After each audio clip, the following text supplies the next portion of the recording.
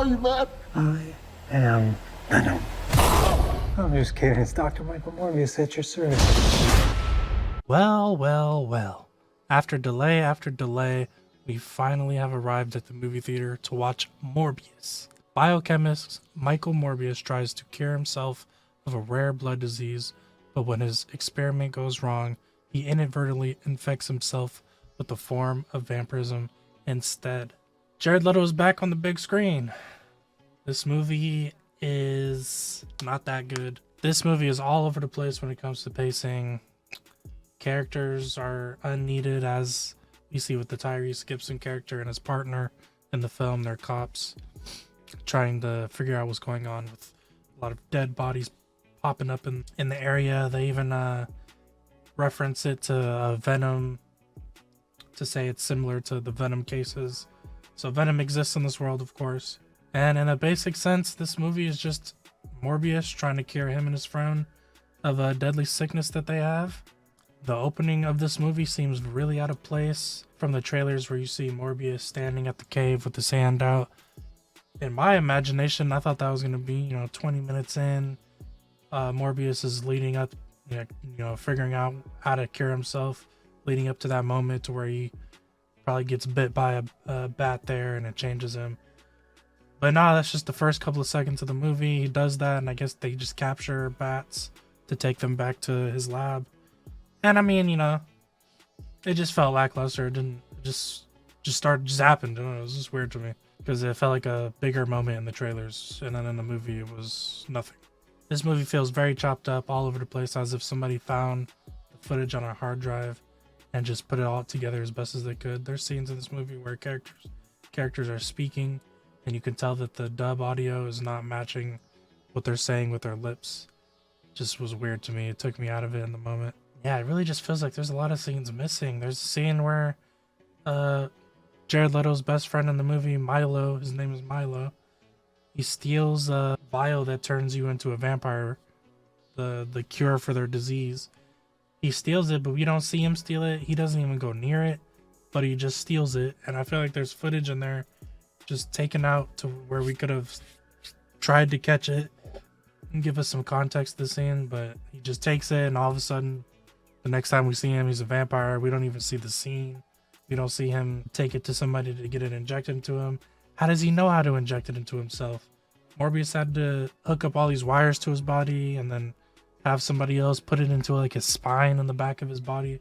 So I don't know how he even did that to himself, to be honest. This movie had okay visuals. Like, that's the only thing this movie has going for it, is the visuals and the action. And even then, and I'm not even hyping it up, even then the visuals don't look that good. The CG is a little bad, and then the action is like, you can't even see what's going on, but it's the best part of the movie. It's the best part of the movie, and you can't even see what's going on. Action is so fast paced, and they try to slow it down, and when they slow it down, they linger on the slow motion for way too long. I think there's like a 50-second slow motion scene where just nothing was happening. It was just slow motion just to have slow motion, and it takes forever for the scene. Feels like it takes forever for the scene to continue. There's honestly not much to talk about this movie. It just wasn't that good. There's not really like a big story going on here. It's just two people going at it. There's not really too much blood to see. There's just blood bags, and that's really it. There's not too much blood in this movie. This should have been rated R. Could have done a little bit more for us as the viewer if this movie was rated R. And of course, you see it in the trailers. There's like the Spider-Man picture on the graffiti on the wall. We see Vulture. Those scenes are cut from the movie. Again, I feel like there's a lot of stuff cut from them. But we do get him in the post-credit scenes, but I'm spoiling it because the director came out and spoiled the whole movie. So there's mild spoilers here. But at the end of the movie, the post-credit scenes, we see Vulture. We see the sky turn purple like from No Way Home. And then Vulture appears in a jail cell.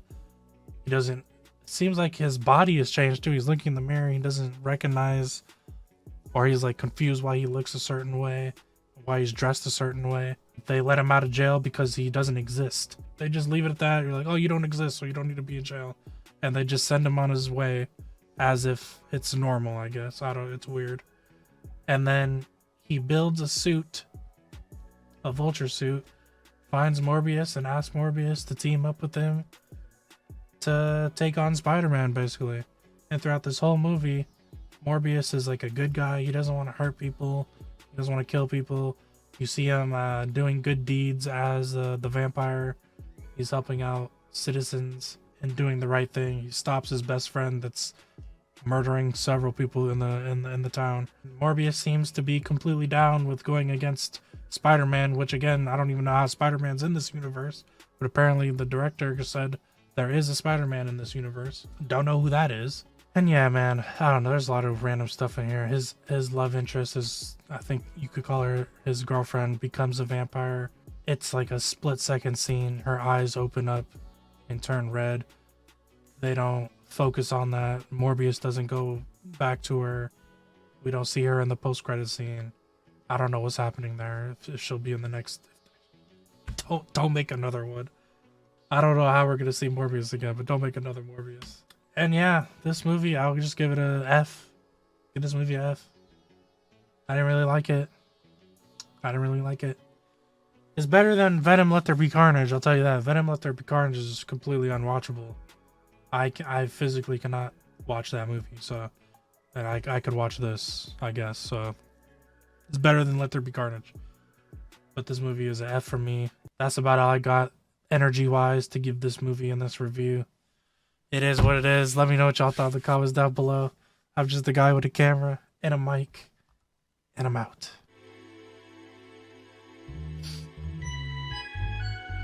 I don't see nothing wrong. I don't see nothing wrong. Just a little subscribe. Subscribe is my I don't friend. See nothing wrong. Go ahead and hit that like button.